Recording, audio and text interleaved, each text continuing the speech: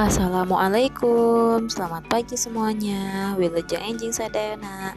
Ayeuna orang diajar bahasa Sunda, menulis tentang tatanan bahasa. Perhatikan semua ya. Dina bahasa Sunda aya anu disebut jejer atau subjek anu artina nu ngalakukeun atau yang melakukan. Terus aya oge caritaan atau predikat artina nu dilakukeun atau yang dilakukan. Aya oge objek artina nu diomongkeun ku jejer.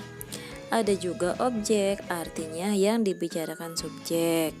Aya deui katerangan. Katerangan artina di mana tempat atau waktuna. Nah, menyatakan tempat dan waktu.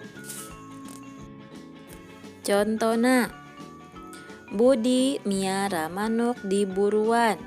Budi disebut jejer atau J. Miara kaasup C atau caritaan. Manuk kaasup O objek. Di buruan kaasup kana K keterangan.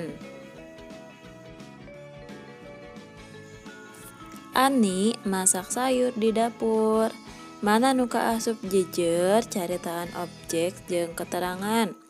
Nyata jejerna Ani, caritaannya C na masak, O na sayur, K na di dapur. Yang dimaksud dengan J atau jejer teh yaitu orangnya.